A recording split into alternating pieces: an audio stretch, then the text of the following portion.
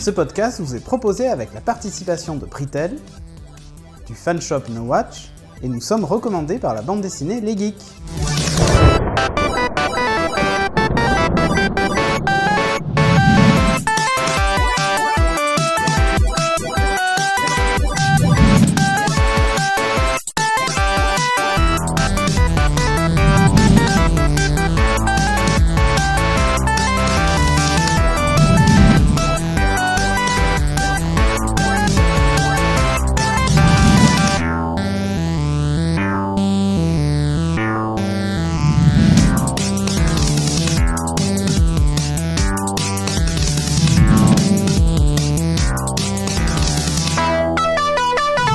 Bonjour et bienvenue dans Geeking. Cette semaine, on va vous parler de plein de choses comme d'habitude. On est équipe presque au complet. Il nous manque juste Timo. Qui est malade. Bah oui, tu l'as rendu malade. Mais t'as fait exprès. Il est décédé, non. Non, pas encore en tout cas. Il tousse. Il change de sexe lui aussi. Il a la tuberculose ou il a un truc comme ça, mais voilà. Hein. Il va se faire euthanasie. Oui, c'est ça, il va se faire euthanasie, quoi, tuberculose. Donc on va vous parler de plein de choses. On a du jeu, vidéo et pas vidéo. Une grosse partie high-tech. Et on va aussi vous parler d'un bouquin. Et en attendant, Magnéto.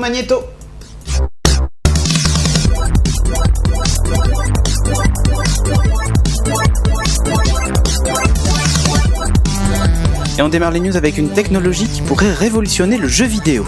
Illumiroom de Microsoft Research promet une immersion totale dans les jeux en couplant un vidéoprojecteur et un Kinect. La démo est complètement bluffante, cela se passe de commentaires, je vous laisse admirer les images.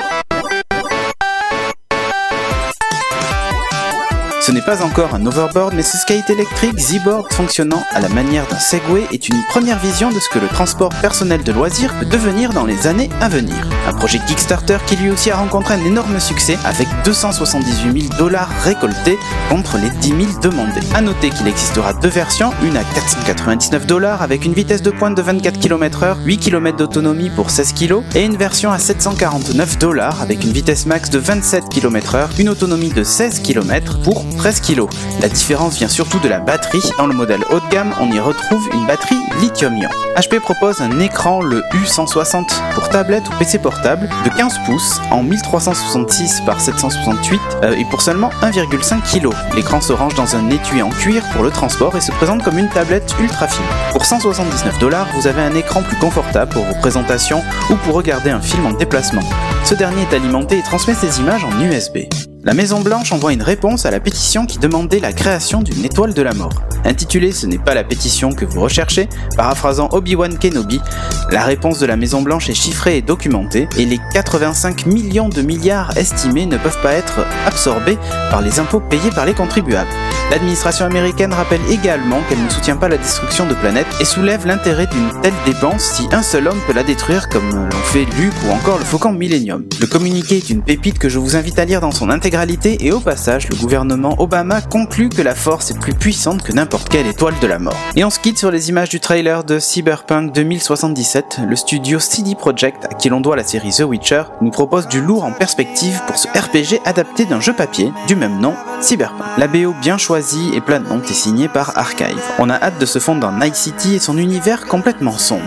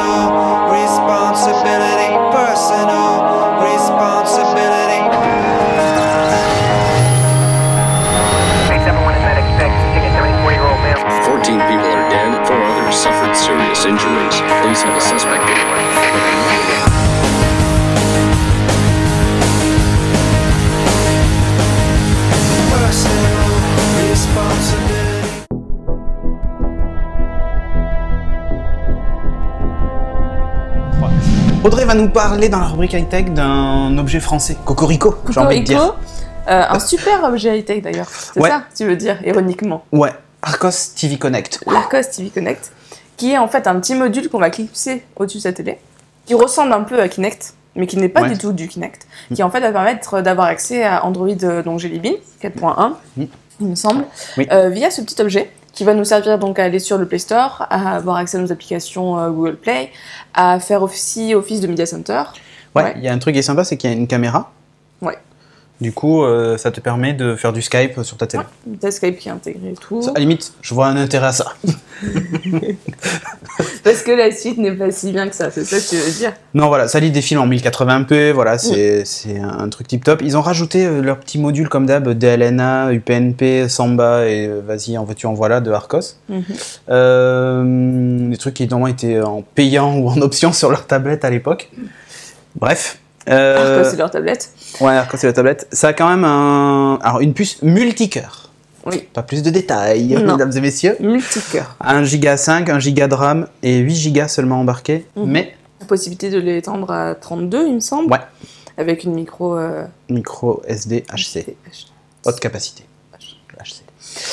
Bref, on a aussi une télécommande avec ça. Une télécommande qui a... À ce niveau-là, j'appelle plus ça une télécommande. On a un objet qui sort de télécommande, un tableau de bord. Ouais, c'est vachement un tableau de bord. Je sais pas. Avec un clavier alphanumérique, parce qu'on va quand même naviguer sur le net, donc c'est important d'avoir un clavier. Ça sert. Pourquoi pas. On a aussi deux petites rondelles qu'on peut déplacer pour simuler du tactile. Ouais, des espèces de sticks analogiques. Enfin, ça ressemble un peu à ça. Mais a priori, c'est pas un stick. C'est comme sur PSP en fait. Ouais, voilà, exactement. Ça se déplace avec le même système. Tu sais, je fais un créneau là. Mais c'est ça en fait. Okay. Oui, c'est exactement ça. Et ça simule en fait le multipoint, le touch. Si par exemple tu veux zoomer, si tu veux dézoomer, si tu veux. Ouais, en fait, tu fais les gestes avec ça. C'est un peu Spice. Voilà. Et en fait, moi tu me dis, Audrey va nous parler d'un truc, mais en fait je voulais avoir ton avis et je me suis dit, au lieu de l'appeler et de passer encore 1 heure au téléphone. On va passer 1 heure dans Geeking. On va passer 1 heure dans Geeking. Parce que, en fait, ça fait aussi Media Center, je me dis pourquoi pas. Ça télécharge automatiquement les affiches, les synopsis. Il y a juste un problème qu'on voit sur la vidéo, c'est qu'en fait, pour cliquer sur le truc, il faut viser. Il y a une espèce de viseur. Un pointeur. C'est pas une blague, hein. Il y a vraiment un pointeur. C'est affreux. Et donc en fait, tu vises ton écran et tu cliques. Et encore une fois, on va revenir sur ce qu'on disait il y a déjà des années et qu'on a répété pendant des années et on nous a toujours pas écouté. C'est qu'en fait, il y a un vrai problème d'interface. On a Android, certes, avec des icônes, mais tu es censé cliquer au doigt. Sauf que pour la télé, c'est juste pas adapté. Donc ils ont même pas... Enfin, il y a quand même la home, apparemment la page d'accueil a été un peu refaite et tout ça, mais il faut quand même cliquer. Et sur la télé, c'est juste un geste qui est pas naturel de cliquer. Après, peut-être qu'ils vont l'évoluer. Sauf si vous avez une Freebox Révolution et que vous cliquez avec votre gyroscope. Ouais, le super gyroscope Freebox Révolution. Ah oui, mais toi t'en as une et toi aussi. Enfin, Christophe et Audrey. Ça marche pas bien? En ma télécommande, je la tiens comme ça. Et j'arrive pas à viser, je vois ma souris qui se déplace en haut, mais c'est tout. Je ne peux pas aller plus bas. Et la télécommande est comme ça. C'est vrai, toi aussi? Mais ça doit se calibrer, non? Ouais, mais en fait, il faut que tu sortes, tu recalibres. Tu sors de chez toi, tu veux dire? Ah, il faut sortir de chez toi pour recalibrer. Ah, la pêche. Et moi, ça ne marche pas. Il y a un jeu de pêche ou pas? Ça marche pas. Déjà recalibré. Et...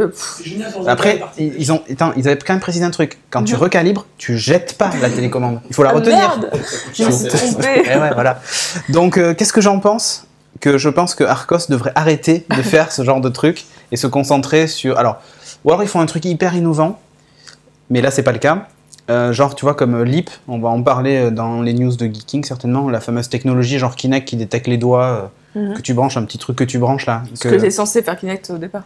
Exactement, sauf que là, Kinect c'était plus le corps, là c'est vraiment juste les doigts. T'as un capteur, tu passes ta main et ça détecte les mouvements et tout, qui est assez précis, et Asus va le livrer avec tous ses ordinateurs en 2013. Ou quasiment tous, au moins c'est haut de gamme. Si Arcos intégrait ce genre de truc pour piloter ta télé, pourquoi pas. Mais là, ressortir encore un pavé qui fait 14 kilos, en fait, t'as le Wii U Gamepad sans l'écran, avec un clavier. Et pas tactile. Donc non, pour moi, c'est l'innovation à la française. Non, je déconne, il y a des trucs vachement mieux en France. Mais ça me fait penser au truc Thomson de l'époque, hyper innovant. Avec crayon optique, ouais, tu vois, ça c'était innovant. Là, franchement, on est en innovation des années 90, quoi. C'est-à-dire que dans les années 90, je veux bien, là, peu de sens. Et je parle en connaissance de cause, c'est que là, j'ai une petite clé, je sais pas si tu peux me l'attraper. Parce que je suis un peu loin, j'ai le bras long, mais quand même. Mais quand même. Voilà, ce petit truc-là, ça vient de chez Favi, le Smart Stick SS. On a atteint le point Godwin. Ça y est, hop, c'est fait. C'était rapide. Donc, qui se branche en HDMI sur la télé. Et alors, si vous avez un port USB sur la télé qui sert à rien, comme sur toutes les télés, vous le branchez dessus, ça l'alimente, donc c'est cool. Il y a un petit slot aussi pour la micro SD derrière, et ça, c'est un petit truc USB pour un clavier sans fil, qui n'est pas terrible non plus, au passage. Et donc, j'ai essayé Android sur la télé. C'est une catastrophe. Enfin, en tout cas, les versions Android téléphone, puisque c'est ça, la 4.1, c'est une version de téléphone, ou de tablette, à la limite, sur la télé, c'est une catastrophe. En ergonomie, c'est juste pourri. T'as aucun contrôle, là tu fais comment pour contrôler du coup? Alors en fait, tu fais des droites-gauche. J'ai des droites-gauche, donc je me déplace d'icône en icône. À la limite, ça pourquoi pas, si j'avais une interface adaptée. Sauf que là, j'ai le menu Android qui s'ouvre avec toutes les icônes et j'y vais un par un. Voilà, donc bon, je sais pas, faut réfléchir au truc, mais en tout cas, je pense que c'est pas la bonne solution. Pour ceux que ça intéresse, ça sort en février. C'est pas cher. Et 130 €? 130 €, ouais. Le clavier plus le... Non, ce qui est Arcos, là. 130 €. Oui. Ça, c'est 69 €. Enfin, 69 $. Bon, plus les frais de douane, 45 €, je vous en passe. Quand vous faites pécho par UPS, bon, voilà. Non, mais c'était 45 € parce qu'il y avait la télécommande qui valait 40 €. Donc, ils ont fait un mix des deux. Heureusement, ils n'ont pas fait 45 € par colis, hein. Sinon, j'étais mal.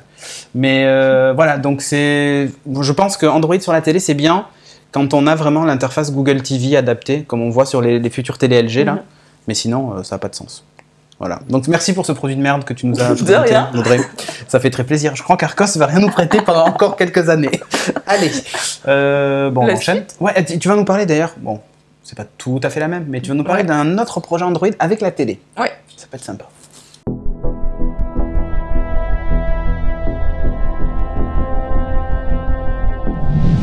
Et Julien va nous présenter un super projet Kickstarter. Again, alors on fait que ce podcast vous est proposé avec la participation de Kickstarter par Amazon.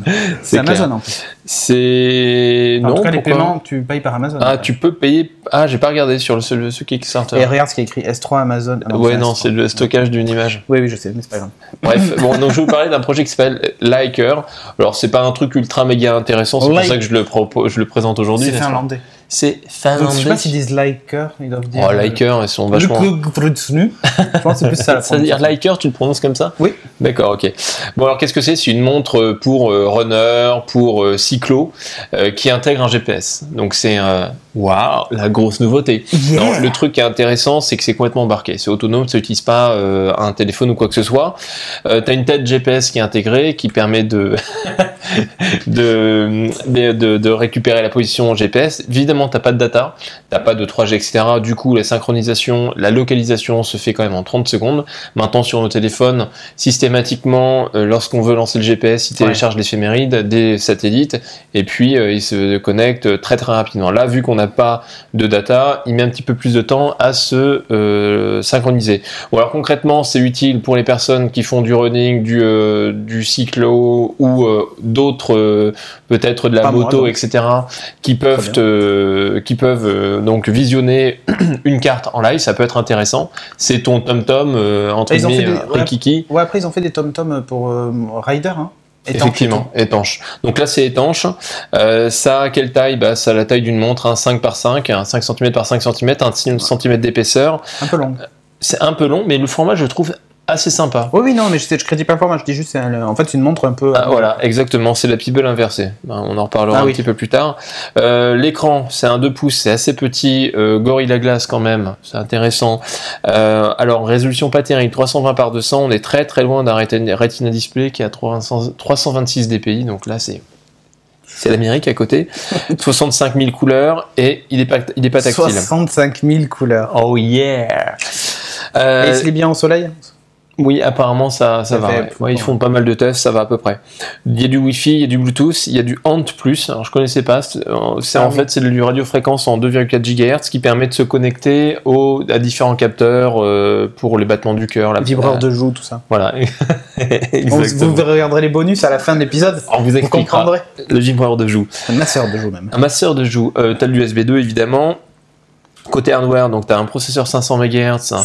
Oh yeah, qui est utilisé avec un petit Linux embarqué, optimisé par Liker, donc c'est un truc qui fait uniquement en GPS. 8 Go de data embarqué, ce qui est plutôt pas mal. C'est compatible avec les cartes OpenStreetMap, donc ça c'est plutôt sympa. Côté batterie, elles sont complètes les cartes en plus. Oui, elles sont super complètes. C'est beaucoup plus que Apple Maps.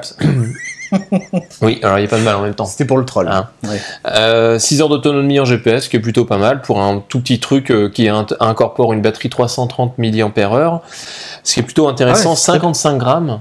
Donc c'est pas énorme, 55 grammes. C'est à peu près un Nokia Lumia. Non, c'est un Lumia 920 à peu près au poids. Ah non, voilà. en fait pas du tout. Non. En fait, il faut 5 montres pour faire le poids d'un. Peut-être plus, non, 280. 280 grammes. Ouais, ça, 55, tu m'as dit. Ouais, effectivement. Allez, on vous en met une 6e. Alors, c'est pas si énorme que ça, compte tenu de ce qui existe en termes d'équivalence à l'heure actuelle, qui font pas du tout la même chose. Ils prennent uniquement le positionnement GPS et s'arrêtent là. Oui, Nike par exemple. Nike, il y a le Fuelband, mais ils ont la version GPS avec un écran. Exactement. Mais en fait, effectivement, ça t'indique pas du tout où tu es. Il n'y a pas de carte, quoi. Il n'y a pas de carte. Est-ce utile ce truc d'avoir la carte en fait quand tu fais. Bon, je sais pas, je cours pas, mais. Non, mais quand tu fais du vélo, quand tu cours, non. Ah, oui. Mais quand tu fais du vélo, ça peut être intéressant. Alors c'est un Kickstarter. Ça fait pas de guidage, pardon. C'est juste. Ça fait pas de guidage, mais si tu peux le coupler avec des circuits Edmondo. Donc t'as quand même une communauté. Edmondo, c'est une application iPhone, Android qui permet de. C'est un Kickstarter. $65 000 sur 250 000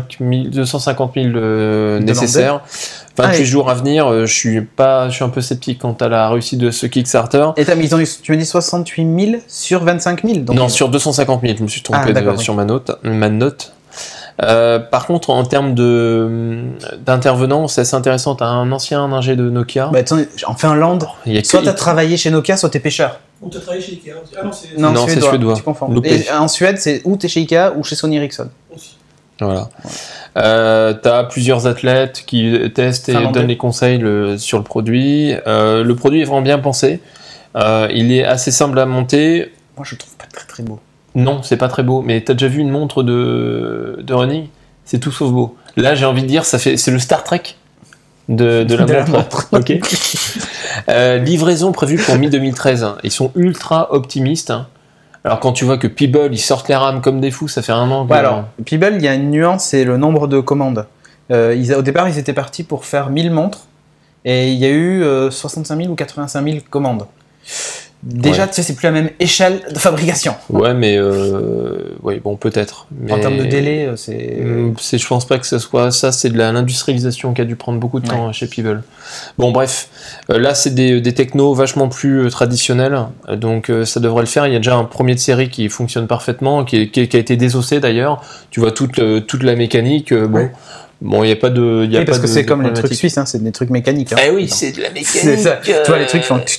Voilà. Alors, est-ce que ça fonctionne bien? Je pense que c'est encore un peu hésitant sur la démo. Le positionnement n'est pas ultra rapide, notamment au niveau des virages. Bon, après. Il y a tendance à devoir continuer tout droit. Voilà, c'est un petit peu ça, puis il rectifie. Ou alors le fait de prendre le virage, tu vois qu'il n'y a pas une synchro parfaite en fait. Donc il y a peut-être manque de réactivité. Après, c'est un premier de série, donc à voir. Je pense que le matériel, je ne sais pas si le Kickstarter va fonctionner dans le sens où c'est quand même un matériel de niche. Enfin, de niche. Je pense pas que destiné à Monsieur Tout le Monde. Voilà, à Monsieur Tout le Monde et surtout pas aux geeks qui fréquentent essentiellement Kickstarter. Quoi. Et surtout leur bureau. Et surtout, ils courent pas trop. C'est l'idée. Donc je sais pas si ce truc va fonctionner. Par contre, j'aimerais à un moment donné qu'il y en ait un qui nous sorte une montre. Alors pas forcément comme Peeble. Non. Mais un truc avec de la couleur, qui ait des vraies applications, qui soit connecté à mon téléphone, ce genre de choses. Ce que va faire Peeble d'une certaine manière. Il y avait des concepts monstrueux par Nokia, entre autres, mais pas que par eux. Je crois qu'il y avait LG aussi et Samsung, en utilisant des écrans flexibles. Et du coup, t'avais la montre, en fait, t'avais un bracelet qui démarrait là, qui faisait le tour comme ça, et qui arrivait ici. Et ensuite, là, c'était étalé en grand, et t'avais un grand écran flexible, tactile. Et sur le départ du bracelet, tu avais des commandes tactiles en plus et tout ça, donc c'était assez sympa. Bon là c'est du concept. C'est du concept. D'accord, c'est des trucs que tu verrais jamais déjà où est la batterie. Voilà. Alors là, t'as une batterie qui fait 1 cm d'épaisseur, ce qui est pas énorme. 1 cm, c'est pas aussi profond que mon bidule. Il y a 2 batteries en fait, il y en a une là et une là sur le Fuelband et c'est pas très épais non plus quoi. Ouais. Donc c'est batterie courbe en plus. C'est batterie courbe, ouais.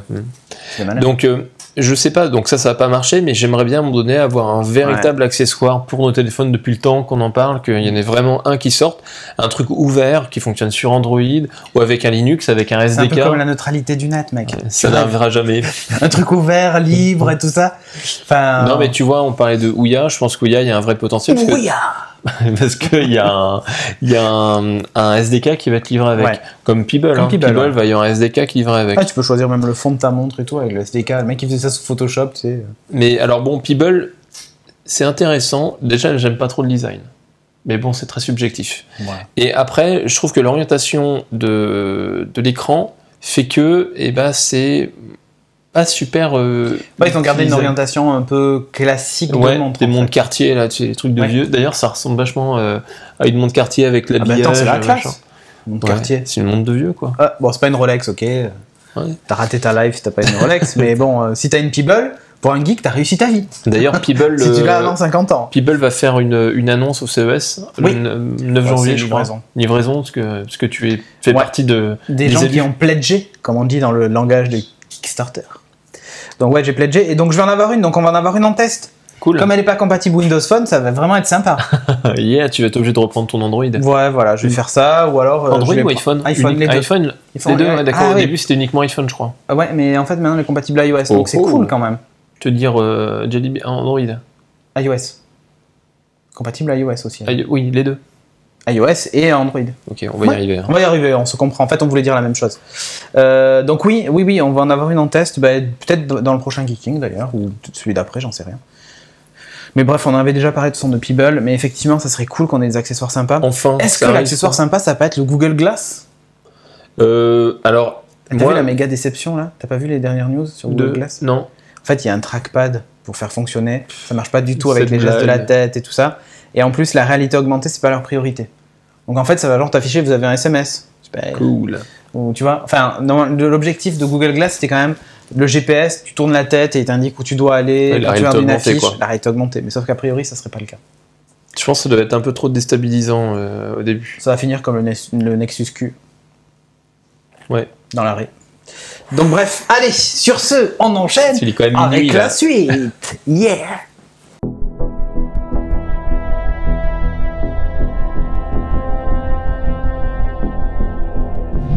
Et moi, je vais vous parler de Ubuntu.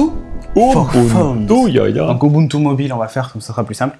Donc qu'est-ce que c'est en fait? C'est Canonical qui veut lancer une version mobile de son OS Linux. Donc voilà, le manchot dans un téléphone. L'idée en fait, c'est qu'il y aurait en gros deux types de mobiles pour Ubuntu mobile. Il y a ce qu'ils appellent les téléphones d'entrée, enfin les smartphones entrée de gamme. Alors par entrée de gamme, il faut déjà comprendre qu'il faut un Cortex A9 1 GHz. Donc c'est un bon smartphone quand même. Ouais. Il faut au moins 512 Mb de RAM et 1 Go recommandé. En mémoire flash 4 ou 8 Go et plus SD par exemple, ou plus. Un écran multipoint évidemment. Il y a aussi une version plutôt ce qu'ils appellent les high-end, donc haut de gamme, qui là tournerait sur du quad-core A9. Donc là on est dans des trucs genre comme sur les iPads et compagnie, quoi, enfin même plus. Qui dépote, ouais. Intel Atom, 1 Go de RAM minimum par contre là. Et il faut au minimum 32 Go sur l'appareil. Toujours multipoint. Et pourquoi? Parce qu'en fait ils ont intégré ce que tu adorerais, la Desktop Convergence. Yeah. Ok. Alors c'est quoi l'idée? C'est que alors vous voyez les images et tout ça machin. L'OS en lui-même est pas vilain. Ça c'est joli. Ouais, est-ce que c'est ergonomique? C'est photoshopé là, notre affaire. Là, ce qu'on voit, là. Non, c'est une vraie démo. Ouais, en fait, alors là peut-être que pour le truc c'est photoshopé ou moins on va dire amélioré. Mais il y a, c'est The Verge qui a vraiment testé le mobile avec un mec de chez Canonical qui montre effectivement ça fonctionne comme ça. Ça rame oui, mais ça fonctionne comme ça. Et c'est aussi beau.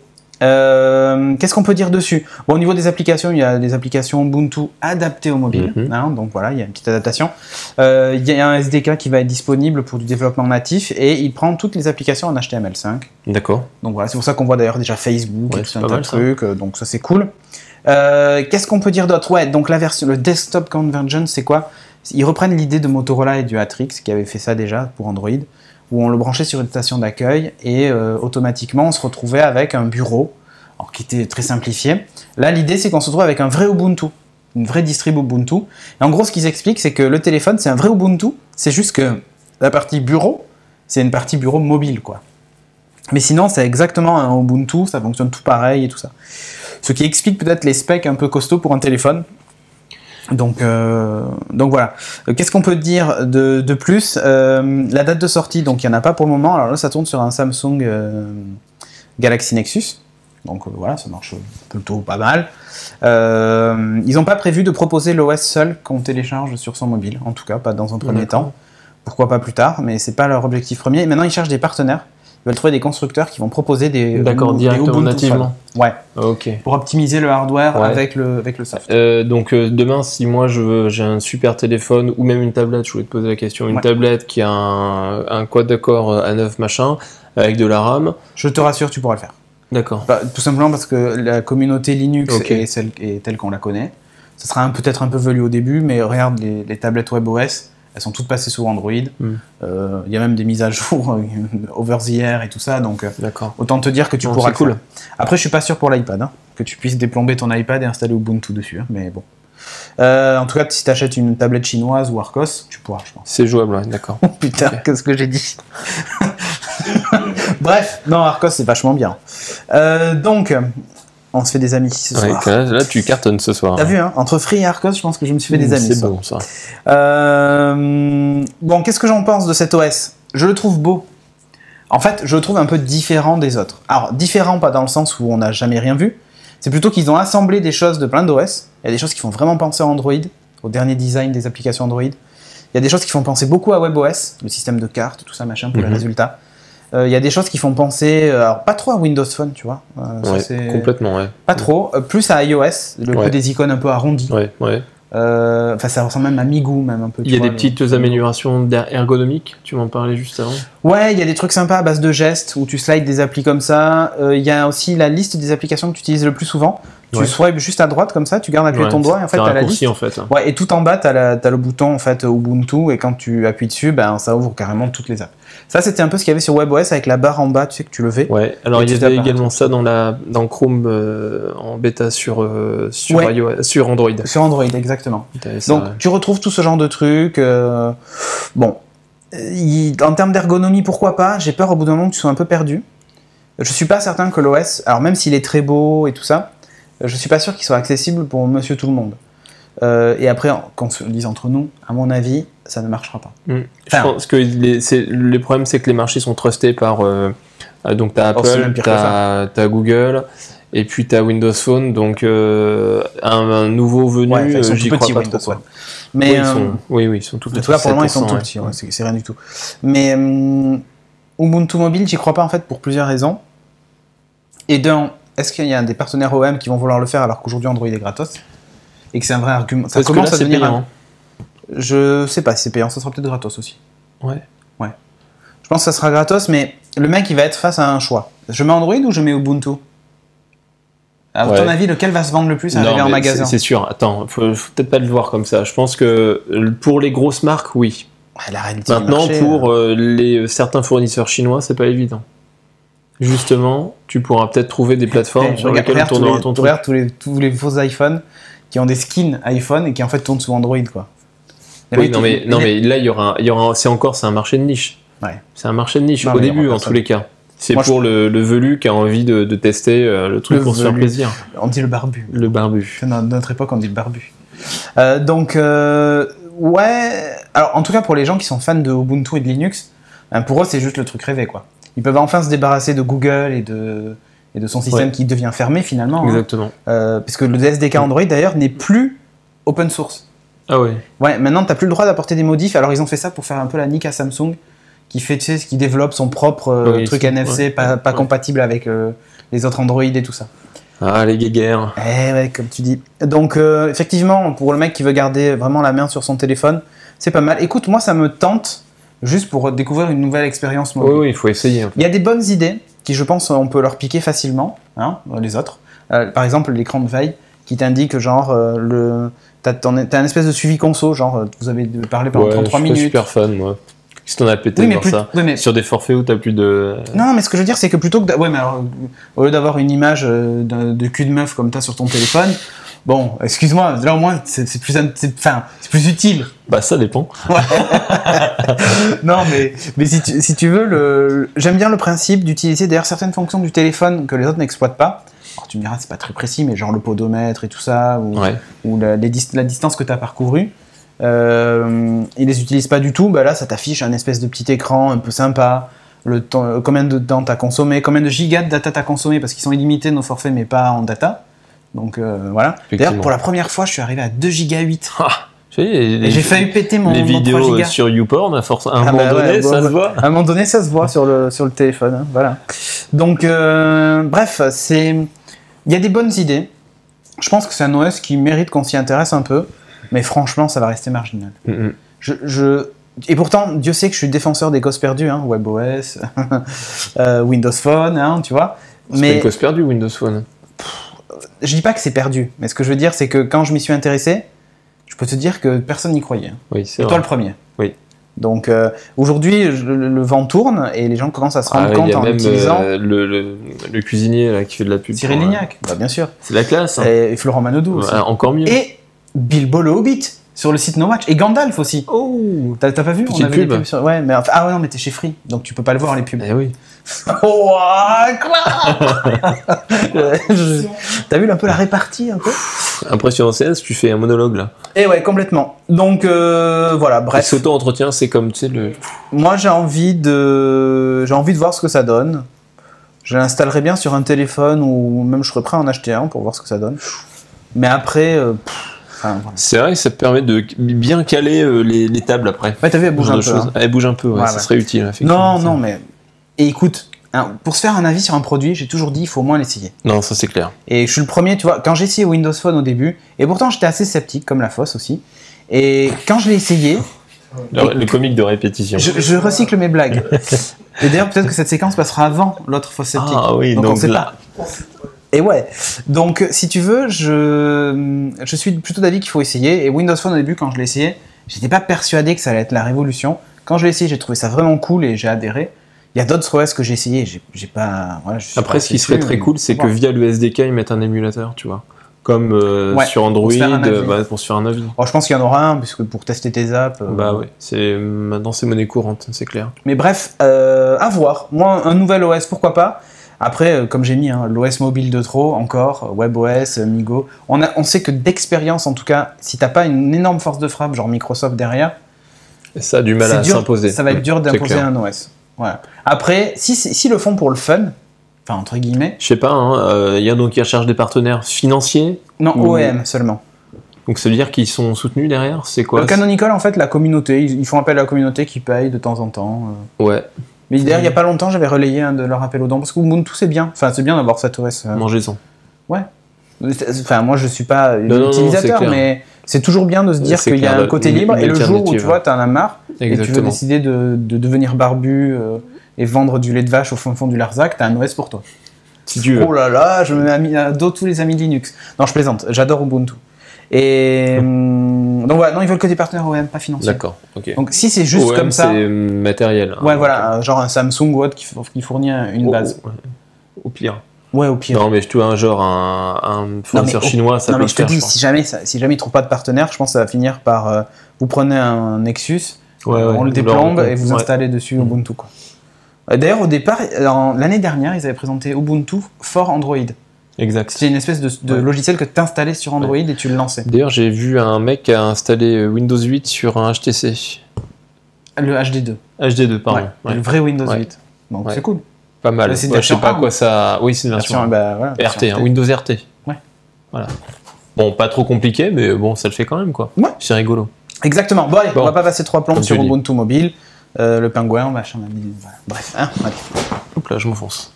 Et je démonte tout. Et maintenant, un message de notre sponsor, Pritel. Pritel qui a revu complètement ses forfaits. Alors, ils sont valables jusqu'au 15 janvier, donc foncez, parce que quand l'épisode sera sorti, il va rester que quelques jours. Peut-être que l'offre sera prolongée, mais en fait, j'en sais rien du tout. À noter quand même que maintenant, il y a de la data dès 4,90 €. Bon, il n'y a que 20 mégas, mais c'est toujours ça de prix. avec 2 heures de communication. Donc, voilà. Vous avez des SMS et des MMS illimités aussi dans les 4,90 €. Donc c'est quand même assez complet. C'est super cool. Ouais, c'est toujours un système de palier modulo. Hein, donc quand vous dépassez le forfait, tu bascules vers l'autre, automatiquement. Maintenant aussi, la grosse nouveauté, c'est que dès 9,90 €, vous avez aussi la voix illimitée. Donc voix illimitée, SMS illimité et 100 mégas. C'est pas mal. Hein. Ouais, et ensuite, maintenant, le plafond le plus haut qui était avant à 24,90 est passé à 19,90 €. Allez. Donc vous avez 3 Go, appel illimité, SMS illimité et tout ça. À noter un dernier truc pour ceux que ça intéresse. Chez Pritel, le débit n'est pas bridé, donc vous avez vraiment le full débit que vous pouvez obtenir sur le réseau SFR. Les newsgroups ne sont pas bridés non plus. Alors, usage voix sur IP, modem, peer-to-peer newsgroup, c'est autorisé. C'est en fait. Sous réserve d'avoir un équipement compatible et la configuration adéquate. Effectivement. Ce qu'ils disent, hein, voilà, c'est normal.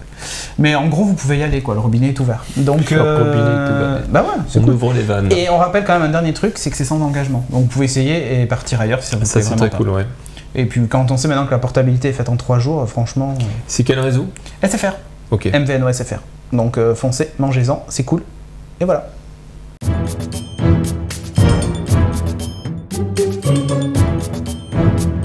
Audrey va nous parler de jeux vidéo avec une nouvelle console, et c'est assez rare. Enfin, remarque, non, en 2013, on va en avoir beaucoup. En vrai, on en a pas mal. Mais pour l'instant, c'est rare qu'on parle de console et pas de jeux.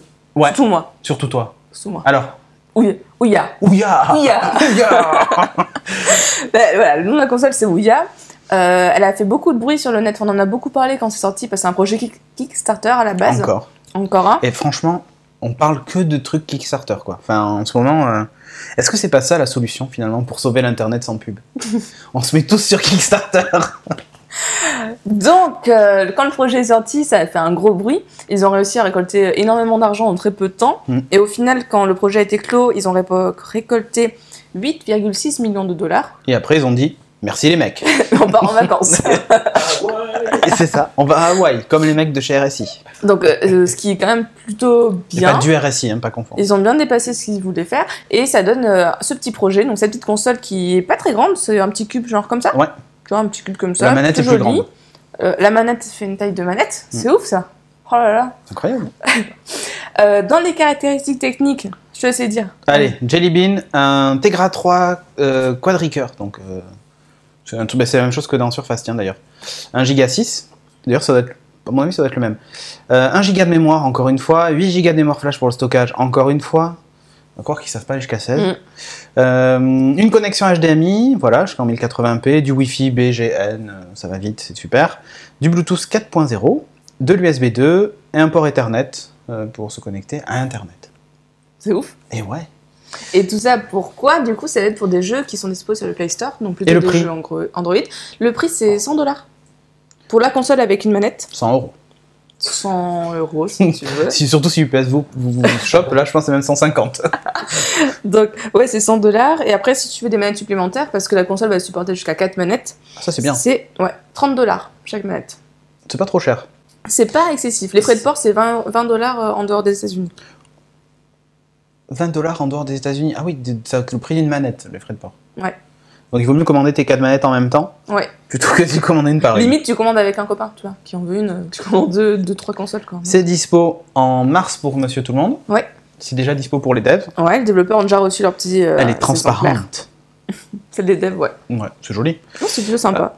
L'idée, c'est qu'en fait, ils ont déjà signé un partenariat avec plein d'éditeurs. OnLive. Une cinquantaine d'ailleurs. Et avec OnLive. C'est OnLive qui a un partenariat avec 50 éditeurs. Oui, d'accord, c'est ça. Oui, OnLive qui du coup permet de jouer en streaming. Et du coup, on pourrait extrapoler et dire qu'ils ont un partenariat. On peut jouer à Assassin's Creed alors sur Ouya. Il paraîtrait. Ah oui, parce que t'es sceptique toi, comme la fosse. Comme la fosse. La fosse sceptique. Mais bon, pour ceux qui construisent des maisons, ils savent de quoi on parle. Donc c'est pour ça que je dis ça. Toi, t'as tout à l'égout? Ah, pareil, ok, bon, très bien. Donc. Non, mais OnLive, ça peut être bien, mais il faut avoir une super connexion qui roxe du poney, quoi. Oh, bah, ça va, si t'es pas chez. Si tu es en France chez un opérateur avec un bon débit, ça devrait aller. Non, mais à voir. Mais en tout cas, c'est déjà sympa d'avoir ce partenariat, d'avoir des services en plus, finalement. Ouais. Pas que Google. Ah, en fait, finalement, moi, OnLive, je le vois plus comme une petite cerise sur le gâteau, parce que l'intérêt premier, et ce qu'il montre, c'est pas tellement les jeux en live, justement, c'est tous les jeux Android. Du Google Store. Putain, ça me fait chier ce coussin. Hop, voilà. Ah, on est vachement mieux là, détendu du gland. Le but du jeu aussi, c'est de permettre, parce que comme c'est une plateforme qui est plutôt ouverte, c'est de permettre aux développeurs, aux petits développeurs indépendants, de sortir des jeux consoles de salon. D'avoir des jeux qui sont sur un support console et pas du tactile, pas uniquement du tactile, d'avoir des jeux avec une manette, une télé en face de toi, à tracer dans ton canapé. C'est Shadowgun, l'espèce de Gears of War que j'avais sur Nexus 7. Là, pour le coup, ils l'ont montré sur Ouya et ça prend tout son sens, quoi. Là, on a un jeu presque. Comme il faut, quoi. Et ils ont fait la démo d'ailleurs d'un FPS façon un peu Call of Duty, ce genre de truc là. Donc ça fonctionnait bien aussi. Et ça fonctionnait plutôt pas mal. Bon, graphiquement, on sent que c'est pas de la console, mais c'était quand même plutôt correct. Donc ça fait une console pas trop chère avec des jeux multi. Non, ça peut être vraiment sympa. Multi, parce que c'est vrai que pour l'instant, Android, quand tu joues sur tablette, tu joues pas vraiment à plusieurs, quoi. À part quelques jeux de réflexion où tu te mets d'un côté chacun, sinon... Draw something. Draw something. Mais même Draw something, c'est pas sur la même tablette, tu vois. C'est chacun sa tablette et s'interagit comme ça. Là, tu as vraiment plusieurs manettes et tu peux vraiment être avec tes potes dans ton canapé et jouer avec eux. À Bomberman, quoi. Non, ton jeu là de bombe, là, tu sais, dont t'avais montré. Non, Champ. Schmop. Schmop, c'est un pote, son pseudo, en fait. D'accord, très bien. Donc, salut, Schmop. D'accord, ok, c'est un choix.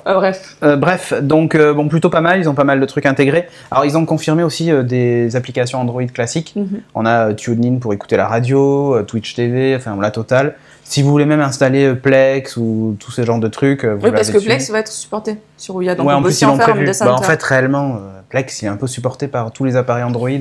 Et partenariat avec XBMC, donc aussi... Ouais, donc tu auras aussi un Media Center, c'est la cerise sur le gâteau. Tu as une console qui fait aussi Après, Media Center. est-ce que moi je vais l'acheter? Personnellement, je pense pas, tu vois. Et il y a un ventilateur derrière, j'ai vu, qui est aussi gros que la console. Comment tu console. ce que je viens de dire? Si, tu l'acheter, peut-être, pas sûr. Mais je sais pas, t'en penses quoi, toi? Tu l'achèterais ou pas? Je sais pas. Parce que je n'ai pas spécialement l'utilité.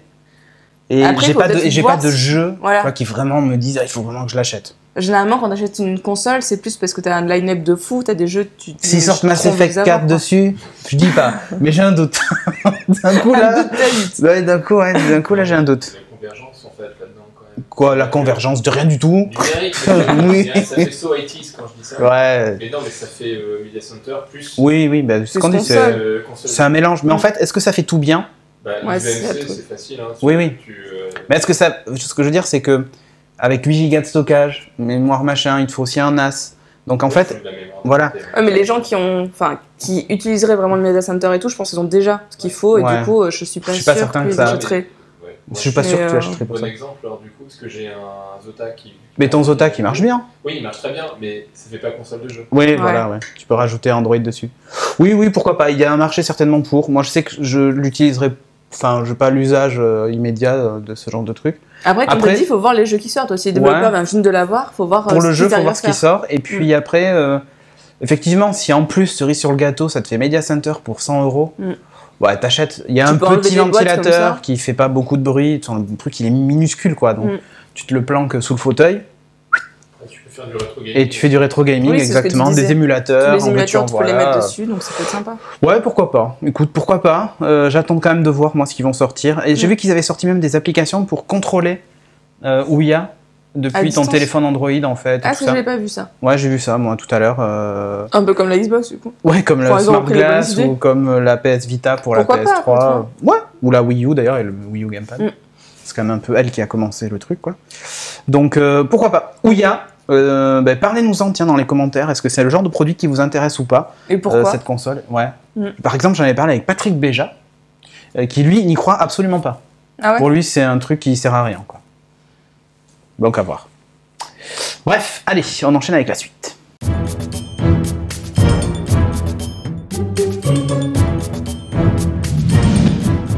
Dans le jeu vidéo ludico IRL plateau, on va vous parler d'un jeu dont on vous avait déjà parlé il y a plusieurs mois à tendance année. Oui, c'est ça. Il y a 6 mois à peu près. Oui, c'est vrai, c'était l'année dernière, on peut le dire. C'est ça. C'était lors de Comic-Con, on avait pu jouer en avant-première grâce à Florence Dankama, qu'on salue au passage, à Crossmaster Arena, le jeu de plateau. Et à l'époque, d'ailleurs, les figurines n'étaient pas tout à fait comme ça, puisqu'elles étaient imprimées à l'imprimante 3D. Donc c'était rigolo, on voyait les couches. Mais le jeu n'existait pas encore et il est sorti que le 11 décembre. Donc, Ouais, et on l'avait vu en fait l'année d'avant, au Comic-Con d'avant.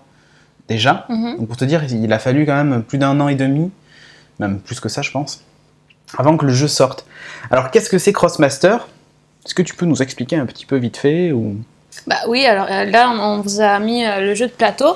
Donc c'est un jeu au tour par tour dans lequel vous incarnez plusieurs personnages. Donc vous allez composer votre équipe et vous allez affronter une autre personne en face à face. Ou alors il est possible de jouer aussi à 4, Ouais. 2 contre 2. Et donc le but du jeu c'est de faire perdre les points de vie à votre adversaire le plus rapidement possible pour éliminer les personnages et de ramasser des GG. En fait, c'est même pas les points de vie, c'est les GG qu'il faut faire. Les GG, oui. Les galons de la gloire. Les galons de la gloire. Au départ, chaque équipe a un nombre défini de galons de la gloire. 6. Et si vous éliminez un des personnages, vous perdez le nombre de galons de la gloire qui correspond au niveau de la personne que vous avez tuée. Donc là, nous, on a joué avec des personnages de niveau 3. Et en 6. Et en 6, mais on n'a pas réussi à le tuer le niveau 6. Donc, en gros, avec un parti de base, il faut tuer 2 personnages pour gagner le jeu. Et c'est pas si facile que ça, parce qu'il y a des aléas du jeu qui font que... ça peut aller soit beaucoup plus vite, soit ça peut mettre un peu plus de temps. Parce qu'en fait, l'idée, c'est que la partie doit durer moins d'1 heure. Ouais, voilà. C'est fait pour faire des parties courtes. Ça peut faire des parties de 10 minutes, ça peut faire des parties d'une heure. Hein. Ça dépend vraiment la chance que vous avez, comment vous tirez au dé, etc. Donc ça peut vraiment dépendre. Pourquoi est-ce qu'on en parle dans la rubrique jeux vidéo? C'est parce que c'est aussi un jeu vidéo. Exactement.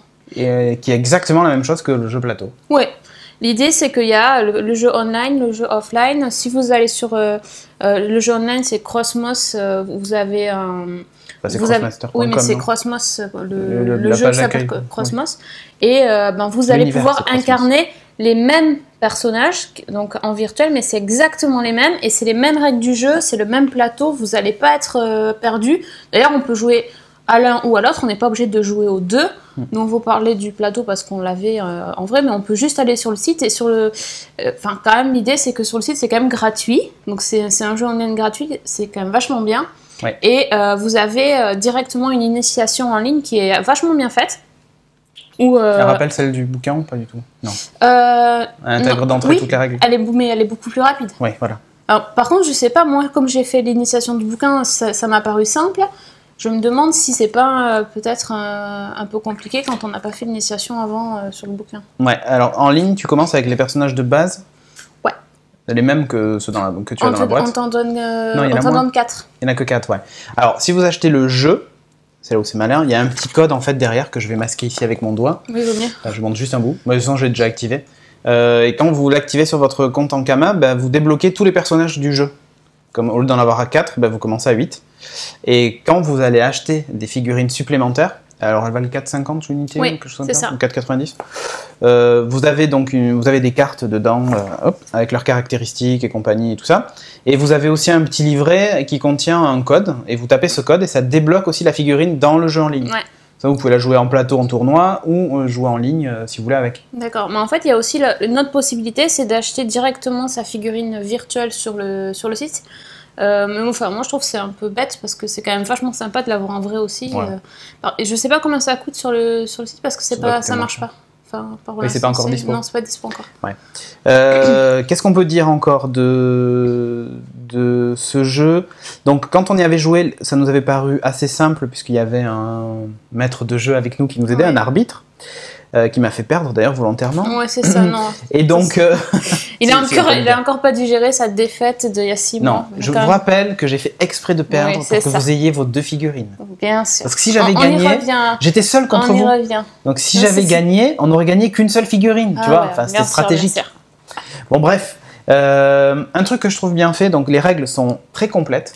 Ouais, complète et complexe en même temps, je trouve quand même. Ouais, parce qu'au début, c'est hyper facile, mais plus on progresse dans l'initiation, il faut quand même être sacrément... Il y a beaucoup de paramètres, on va dire. Enfin, disons, il faut bien intégrer tous les paramètres, puisque selon chaque personnage, il va avoir une façon différente de se battre. Il peut aussi avoir des alliés, donc par exemple, là, la reine des tofu va invoquer des tofu. Les tofu vont pouvoir jouer, attaquer, se déplacer, etc. Donc ça fait un paramètre de plus à jouer. Mais par exemple, le roi Bouffe-Tout, lui aussi, il va invoquer un Bouffe-Tout, mais qui n'a pas les mêmes caractéristiques que les Tofu. Donc, c'est assez complexe, je trouve. Ouais, donc c'est du tour par tour, donc chacun son tour. Il y a un truc que moi je trouve intéressant, ce sont, comme tu dis, il y a beaucoup de règles. En fait, dans le bouquin, vous avez des pages d'initiation. Vous avez carrément un plateau de jeu avec les cartes tournées de chaque côté du joueur. Donc vous le posez au milieu de la table, vous posez les figurines et les éléments de décor sur le livret et vous suivez ce qui est expliqué. Et comme ça, vous comprenez comment ça fonctionne. Et chaque élément du jeu, en fait, est fait comme ça avec des tutos. Voilà, tout au long du jeu. Après, ça vous apprend en rajoutant un deuxième personnage sur des surfaces de jeu plus grandes. Ouais, en fait, ce qui est bien, c'est qu'à chaque fois, ils expliquent un truc. Voilà, un élément. On fait une mini partie, c'est même pas des vraies parties, donc c'est des parties toutes courtes. C'est juste pour apprendre une chose. Ouais, et ça te permet en plus de découvrir les capacités des différents personnages, puisqu'ils les font tourner au fur et à mesure et tout. Donc c'est plutôt cool, c'est bien illustré, c'est facile à comprendre. Un truc qui est bien, c'est que si vous jouez avec des gamins, par exemple, vous n'êtes pas obligé d'intégrer toutes les règles. Vous pouvez vous contenter de certaines règles de base, et puis complexifier le jeu au fur et à mesure qu'ils commencent à maîtriser les règles. Donc ça, j'ai trouvé ça assez cool, c'est que c'est vraiment évolutif. Alors pour le jeu plateau physique, parce que sur le jeu en ligne, évidemment, vous avez toutes les règles complexes. Ah oui, là voilà. Le truc que j'ai trouvé moins difficile sur le jeu en ligne, c'est le temps. Pour avoir testé, en fait, il y a un chrono et c'est hyper rapide. Il faut prendre tes décisions rapidement. Ouais, et le problème, c'est que moi qui débute dans le jeu, je connais pas très bien les personnages encore. Donc on a à peine le temps de réfléchir à comment attaquer, que déjà il faut cliquer. Ouais. Donc c'est... Le jeu en ligne, il faut avoir quand même une bonne maîtrise du jeu et de l'univers, je pense. Ça peut être bien pour se faire la main aussi. Ouais. Donc il nous avait expliqué aussi chez Ankama que c'était un jeu qui était très... le jeu de plateau physique en tout cas, très orienté tournoi. Donc j'ai vu qu'il y avait une association à Bègle qui s'était lancée là-dedans, qui organise, je sais plus, je crois que c'est tous les jeudis ou un jeudi sur 2 ou je sais pas quoi, des tournois de Crossmaster où les mecs viennent avec leurs figurines. J'ai pas vu, moi, sur le site d'Ankama, ils ont pas noté. Sur le site de Crossmaster, je crois que tu peux retrouver des revendeurs ou des lieux de tournoi. Tu tapes ton code postal et je crois qu'à Bordeaux, il y en a même 3. Il y en a un à Pessac, un à Bègle et l'autre, je sais plus où. Il est pas très loin de chez nous d'ailleurs. Et l'idée aussi, c'est que donc à partir de février, pour acheter des figurines, vous choisissez pas votre figurine. Alors, on peut aimer ou pas ça. C'est une boîte que vous avez sur laquelle il n'y a rien d'écrit. Ça s'appelle une blind box.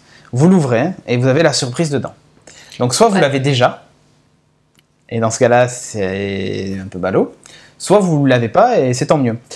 Si vous l'avez déjà, en fait, l'idée c'est que, c'est comme on a expliqué, c'est très orienté tournoi et contact entre joueurs. C'est vraiment ce qu'ils veulent faire lors des conventions en Ankama et tout ça. En gros, c'est faire de l'échange. D'ailleurs, sur les forums, il est interdit de vendre les figurines. Ils veulent absolument banni. Ça. C'est complètement banni. Ils veulent vraiment favoriser les échanges entre joueurs et que les gens se rencontrent et participent à tout ça. Enfin voilà. Il y a même des sites qui permettent de faire des échanges en ligne et tout, donc c'est assez cool. Il y a quand même des gens qui les vendent sur eBay. Il y a toujours des gens qui les vendent. Et par exemple, Goultar le barbare, là, celui qui est tout noir en plein milieu du plateau, je l'ai vu sur eBay encore la semaine dernière à 90 € quand même, pour une figurine qui en vaut 4,50. Ouais. Voilà, 90 €, pourquoi ? Parce qu'elle est très rare et très difficile à trouver. Et donc dans les premiers tournois, si tu la veux, voilà. C'est une figurine niveau 6. À savoir que moi je l'ai eu à Noël. Je l'ai eu en fait parce que c'était les 700 premiers, c'est ça, qui commandaient la boîte, avaient en plus 2 figurines. Donc il s'avérait qu'il y en avait une que j'avais déjà, et l'autre qui était Goultar le barbare.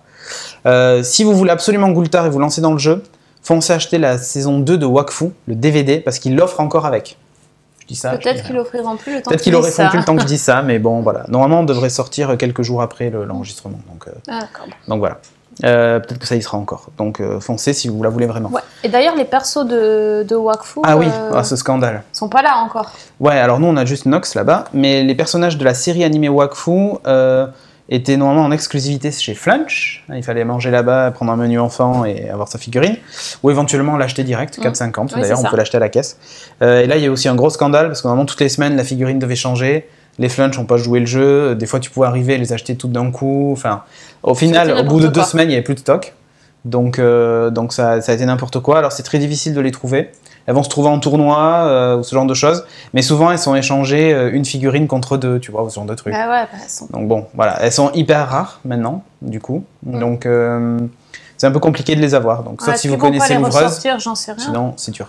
En tout cas, c'est vrai que c'est dommage de ne pas les avoir parce que quand on aime l'univers, on a quand même envie d'avoir. Peut-être lors des conventions en Ankama, voilà. Ouais, peut-être. Genre à Comic Con, Toulouse Game Show et ce genre de trucs, souvent ils y sont et ça peut le faire. Donc, est-ce que tu recommandes ce jeu, alors en ligne et hors ligne, déjà? Ligne. Les deux. En ligne, c'est gratuit de toute façon, voilà. Donc on peut essayer, puis c'est quand même sympa. Et l'avantage, c'est qu'on a la possibilité de jouer contre un inconnu ou contre, si on met le pseudo d'une personne, on peut jouer contre un pote qui est en ligne, donc c'est assez sympa. Ça, c'est cool quand même. De se dire, tiens, on se fait une partie de Crossmaster. Ouais, c'est un défi. Ah, mais je peux pas venir chez toi. Bah, ok, pas de problème, on se peut faire un défi. Puis pour ceux qui sont vraiment bons, il y a un classement, ils appellent ça un ladder. Enfin, le ladder. Vraiment l'échelle, quoi. Et il y a un classement et tout. Bon, moi pour l'instant, je suis en négatif vu que j'ai perdu, mais voilà. Ouais, mais c'est vrai, il y a un classement et tout. Il y a des joueurs très bons et qui ont déjà joué 400 parties. Mais alors, c'est des joueurs qui connaissent les caractéristiques des persos, de tous les persos par Ouais, mais un peu de défi, ça fait pas de mal. Et bien sûr, sur le plateau, moi j'ai trouvé ça super sympa à jouer. J'avais déjà aimé des Comic-Con. Là, pour c'est pas trop long à installer. Alors, ce qui a été long, c'est l'initiation au début, mais après, une fois que c'est installé, ça va vite, quoi. Non, non, il y a 3 fois 1, ça va. On peut démarrer vite, c'est sympa, on peut changer les persos. Les figurines sont vraiment classe. Elles sont pré-peintes, hein. C'est pas moi qui les ai peintes. Faut le préciser parce que c'est pas le cas de tous les jeux de plateau. Ça manque de filles. Si, il y en a une, deux, non, il y a 3. Ah, il y a des garçons avec des queues de cheval, mais. Ah oui, toi, t'arrêtes pas de dire que c'était une fille. Non, c'est lui. Je sais, Guillaume Tella, il s'appelle. Guillaume Tella, un peu Guy, fille. hein, mais c'est Guy, mais bon. Moi, je l'appelais fille parce que sinon, j'avais pas assez de filles dans mon équipe. Non, mais Anatomie, elle est vraiment sympa. Je trouve que c'est un personnage qui est super intéressant à jouer. Elle inverse ses places. Bref, on va pas vous refaire tout le jeu. Même si vous aimez pas l'univers de Wakfu, ça vous intéresse pas. Si vous cherchez un jeu de plateau, limite jeu de société, tu vois, c'est la limite entre le jeu de société et le jeu à la Warhammer ou tu vois, vraiment le jeu de plateau. On est dans la stratégie. Ça me fait penser à un jeu qui s'appelait Confrontation de chez Rackham, qui se joue avec des petites escouades. C'est exactement ça. Les parties sont rapides. Foncez quoi. Ça vaut 45 €, on la trouve à partir de 45 € la boîte de jeu avec 8 figurines. Sur le site Ankama ou sur Amazon, où vous voulez, elle est partout quoi. Y a autre chose à préciser ou c'est tout? Si 42 figurines à collectionner, mais il y en aura certainement plus après. Ouais, mais pour l'instant il n'y en a pas 42 encore. Non, elles sortent en février. Et pour l'instant il n'y en a pas tant que ça. Là, je vais devoir me ruiner. Non, mais ce sera pour Elliot que je les achèterai. Oui, bien sûr. Bref, allez, sur ce, on enchaîne avec la suite.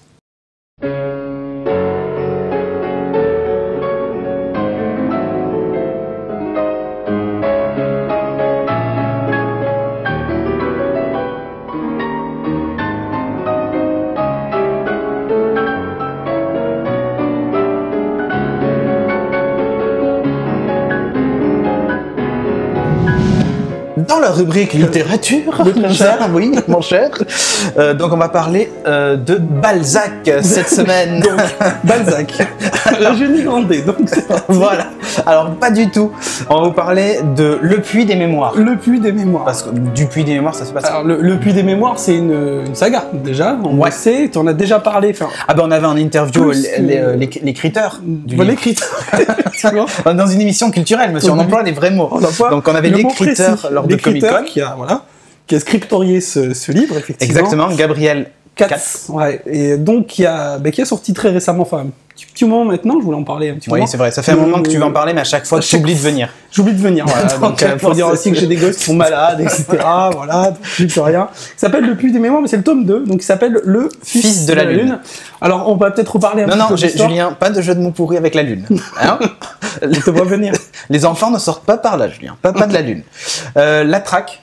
La Traque, c'est le tome 1, même, effectivement. On répète. La Traque, pour rappeler un peu l'histoire quand même, rappeler le contexte. C'est des gens qui sont traqués. Voilà.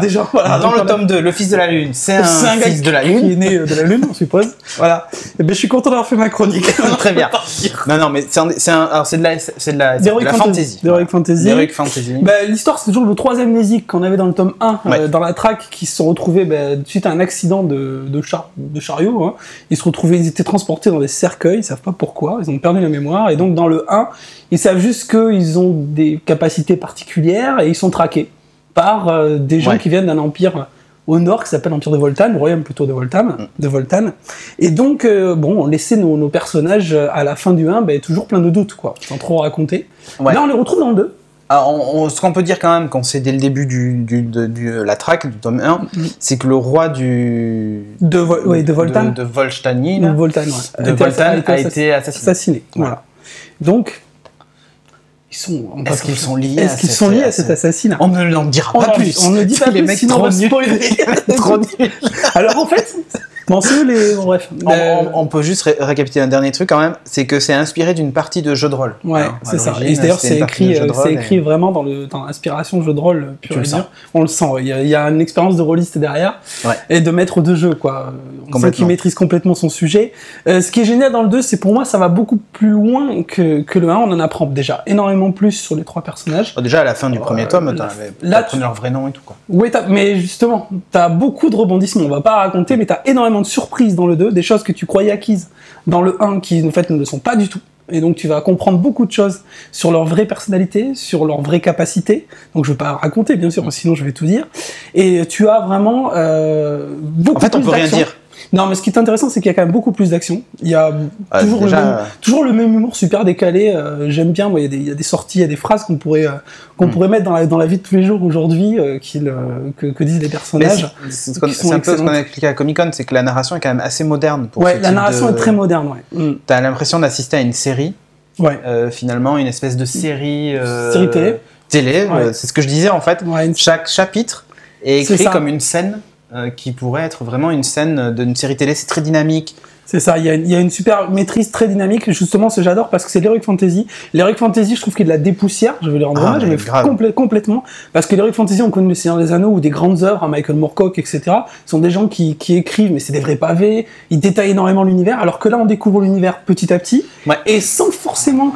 Lorsqu'il nous présente l'univers par des petites touches. Il arrive dans le royaume de Voltan, par exemple, il nous dit ils adorent manger tel type de pâté en croûte. Tu vois le truc, tu te dis il ne passe pas 3 heures à détailler le pâté en croûte. Voilà. Et surtout, mais voilà, c'est par petites touches, pas avec de l'humour. Souvent, c'est détaillé. Et on découvre cet univers au fur et à mesure. Comme tu dis, c'est écrit de façon très rythmée, un peu aussi à la façon de Dan Brown dans le Da Vinci Code, dans les Anges et Démons. C'est des chapitres très courts qui permettent aussi d'être toujours tenu en haleine avec un cliffhanger final qui te permet de rebondir sur l'autre chapitre et tu peux t'es obligé de lire, quoi. Complètement. Ce que je disais à Comic-Con, la track m'avait vachement fait penser à Game of Thrones, mais pas le bouquin, la série. Plus la série, ouais. Parce que le bouquin, il y a quand même des tartines de détails et tout ça. C'est assez, pas indigeste, mais on va dire que faut pas être trop fatigué, quoi, quand tu le lis. Sinon t'as tendance à t'endormir. Alors que là, tu peux pas. Non, en fait, c'est l'inverse. C'est-à-dire que t'as toujours envie de savoir ce qui se passe au chapitre d'après, quoi. Il y a aucun moment où t'as envie de poser le livre. Une fois, t'es obligé, hein. Mais il y a aucun moment où t'as envie de poser le livre, et ça m'a fait penser un peu à la série. La série, quand tu la regardes, quand l'épisode est fini, tu dis, t'as envie de voir le suivant. C'est exactement ça. C'est exactement ça. Et justement, mais tu l'avais dit aussi à Comic-Con, mais là, je le répète aussi pour tous ceux qui l'auraient pas entendu, mais c'est vrai que pour même les gens qui sont pas forcément habitués à lire, qui aiment pas forcément trop la lecture, c'est un truc qui se dévore. Vraiment, ça se dévore, ça se lit à une vitesse spectaculaire. Moi, je crois que celui-là, j'ai dû le lire 2-3 jours, vraiment, et parce que j'avais... C'est écrit gros, et puis il y a beaucoup de blanc sur les pages. Il y a des marges, il y a un interligne de 15,5, donc voilà. Donc de toute façon, c'est hyper facile à lire. C'est vraiment très très agréable. Et, tu vois, là quand même, il y a beaucoup de blanc, bon, on peut le dire. Hein. Puis le 12 est écrit gros. Hein. C'est pas vrai. Mais donc justement, je pensais aussi à une réalisation filmée, en fait, tiens. Je crois pas que ça mais c'est ce que j'avais dit, en fait. Super film ou super série, mais franchement, les réalisateurs, lancez-vous, quoi, parce que là, vous tenez un bijou, quoi. Si j'avais des sous, je ferais une web série. Mais moi aussi. On l'a fait, hein, si tu veux. Parce qu'une vraie série, ça coûterait beaucoup trop de millions. Mais une web série avec un bon gros budget, franchement, ça serait top, quoi. Non, mais je jouerai pas dedans, parce que je joue très bien, vous l'avez vu dans l'épisode 100. On t'a vu dans l'épisode 100 déjà. Mais produire ça, juste parce que j'ai vraiment envie de le voir. Bah ouais. Tu vois bien Julien en Nils, peut-être. En Nils, ouais, pourquoi pas. Mais donc je pense pas que une critique. Ah non, Nils, il est bien. Il est vachement bien. Un personnage un peu taciturne, il est assez. C'est son perso préféré. C'est mon perso préféré. C'est son perso préféré. Nils, j'adore. Donc tu vois, c'est un compliment. C'est un compliment, ouais. J'adore. Mais non, mais vraiment, je pense que là, on parle souvent de la fiction française, machin et tout ça. À part Les Revenants, hein, n'est-ce pas, Sophie, qui est un peu plan-plan et tout. Quand on voit je sais pas combien a coûté le Merlin là, avec Junio sur TF1. Ça, je veux pas savoir. Trop cher déjà. Ça a coûté un pognon fou. Alors, je parle même pas du salaire des acteurs, hein, parce que ça fait polémique en ce moment, donc je préfère pas mettre les pieds dedans. Ils vont tous finir russes. Ils vont finir en Suisse ou en Belgique ou Russie. Russie aussi. Ouais, Gérard Juniov, ouais, c'est ça. Juniov. Ben, tu sais, Gérard Depardieu, ça y est, il a son passeport russe. Ouais. Vladimir Poutine l'a nommé russe. Bref, c'est pas le sujet. C'est pas le sujet, ouais. En attendant, je suis sûr que TF1, avec un quart du budget de Merlin, pour arriver à produire une putain de série, parce que là, ils ont un scénario qui est juste d'enfer. Ouais, il y a quasiment pas de scénario à écrire. C'est-à-dire qu'il est déjà écrit le scénario. Toutes les scènes sont écrites. Il y a plan par plan. Il n'y a rien à faire. N'embauchez pas de réalisateur. Prenez juste des caméras. Ça suffit. Moi, je veux bien faire caméraman juste pour le plaisir, tenir la caméra et regarder ce qui se passe. Non, franchement, c'est génial. Même l'autre caméra est pas d'accord. 7,90 le tome. Alors, j'ai payé un peu moins cher. Moi, évidemment, moins cher en démat, toi, sur Koboglo. Sur Koboglo. Et bon petit, Gabriel Cass pour Noël nous a fait un beau cadeau, je sais pas si t'as vu le Twitter. Oui. Et nous annonce la sortie du 3 le 21 mars. Et ouais. Donc voilà, très très impatient d'avoir la suite des aventures de mon personnage parce que c'est bon, et on en a dit du bien, donc tu me l'envoies. Hein. Sans déconner, bon. Hein. Et dédicacé aussi. Parce que j'ai le premier et le deuxième dédicacé. Et ouais, messieurs. Ouais, mais il y en a qui se la pètent. Ouais, mais attends, peut-être un jour, ça va devenir le nouveau Tolkien, tu vois. Et je pourrais dire, je les ai dédicacés. Ah bah pour moi ça vaut du Tolkien. Hein. Ah même pour moi complètement aussi. Et je l'avais dit et là il m'avait dit oh quand même. Ouais, il avait été pour touché, moi ça vaut vraiment ça. Mais moi aussi je trouve ça génial. C'est exceptionnel. Donc foncez le Puits des Mémoires. Il me dédicacera mon Koboglo tu crois? Pourquoi pas? T'as vraiment un truc à rajouter ou pas? Ou tu veux fermer ta bouche? Je vais peut-être pas fermer ma bouche tout de suite, j'ai envie de parler encore. Vas-y, cherche dans tes notes. Je cherche dans mes notes, et bien j'ai plus rien à dire, tu vois. Très bien. Merci pour cette intervention, Christophe. Ça valait le coup. Ça valait le coup, tu vois. Allez, on se termine sur le générique encore de apostrophe. Tout à fait. Bukowski, shut up. Bukowski, je vais te foutre mon poing dans la gueule. Merci à tous, et comme je vous l'avais bien dit, finalement j'avais eu raison d'intituler cette émission « Les écrivains sont de drôles de zig ». Bonsoir à tous, à la semaine prochaine. Et ont parfois de drôles de hommes.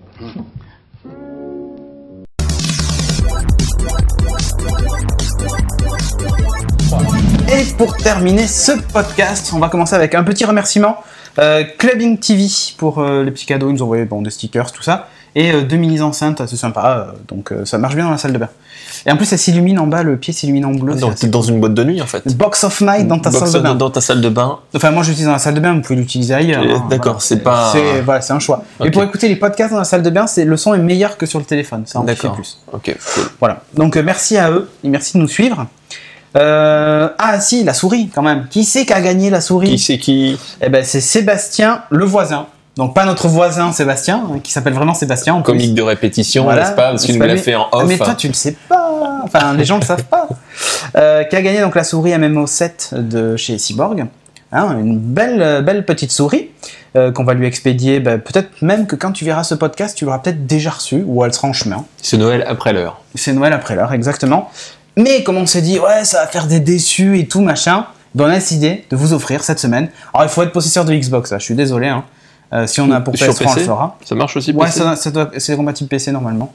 Donc, une manette MLG Pro Circuit, version du circuit professionnel de jeu.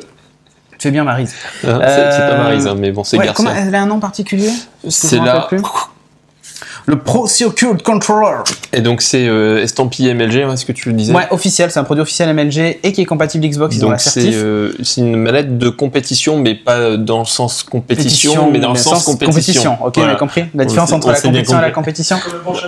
Voilà, exactement. Ça. Non, c'est la vraie manette de compète avec. Tu peux montrer vite fait. Je sais pas si la caméra peut zoomer un peu dessus ici, sans trop de reflets. Tu peux régler la hauteur des touches, tu peux modifier la résistance, tu peux modifier le plat, tu peux changer les couleurs.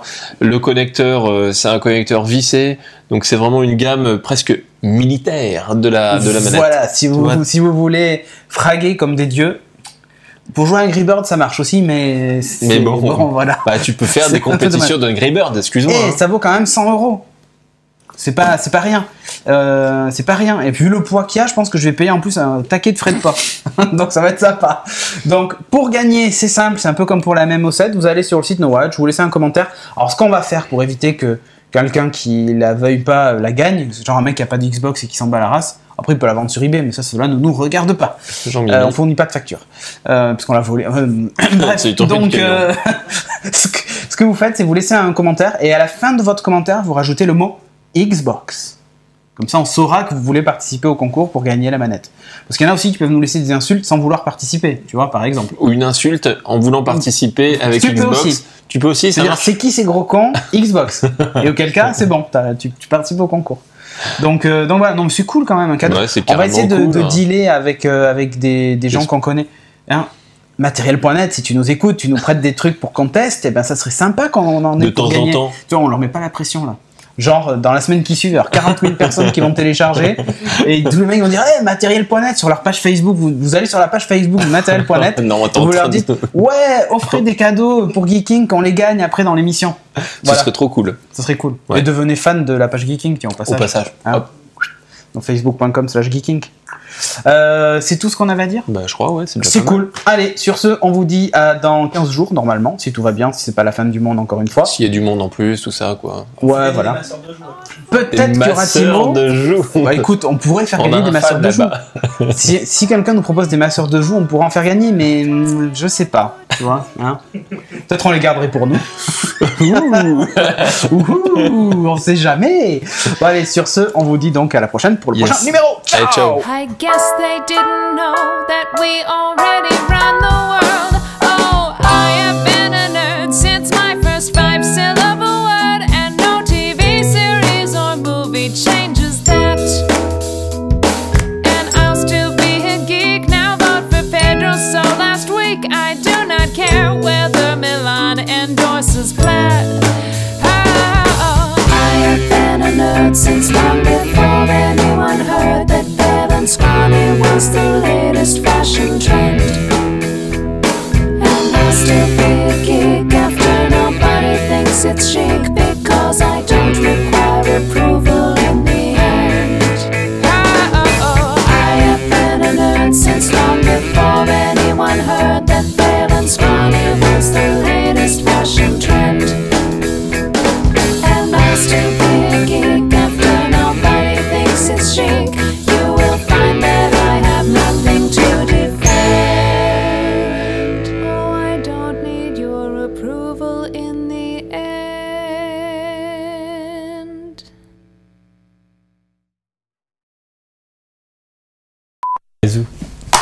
Bon, il y a le truc qui tourne derrière Ubuntu. Alors Maris, aujourd'hui... Non, ça fait pas. Oh, fais chier. Dans la rubrique Ishtech. Ah non, il y a encore le truc derrière. Allez, on refait. C'est... ça doit être après la lingerie. La lingerie. Bien, c'est très bien. Mais attends, excusez-moi, il n'y a plus de caméra. D'accord. Tu peux montrer ce qu'ils sont en train de regarder? Non mais genre il lit les caractéristiques voilà. Regardez techniques. Bien. Ils sont en train de regarder un catalogue de lingerie. Alors, c'est quoi? C'est les il y a des vibromasseurs. On cherche les masseurs de joues en fait. C'est bon, masseurs de joues, ouais. Alors, ça c'est un sèche-cheveux. Les Lego mais non. Non, c'est un épilateur. Un épilateur. Alors là c'est soit anti-âge par radiofréquence. C'est ça. Le radiofréquence, c'est bon pour la peau. C'est bon. Bien proche. Ah, alors attends. Il n'y a pas le masseur de joue. Bah non, il n'y a pas le masseur de joue. Non. Ah, mais là, je masse plus. Va et vient. Il y en a un qui s'appelle Cry Baby. Avec une petite télécommande, tu sais. Ça s'appelle semi-réaliste. Quoi? Pardon? Semi-réaliste. Semi-réaliste. Il y en a un qui s'appelle Too Much. Too Much.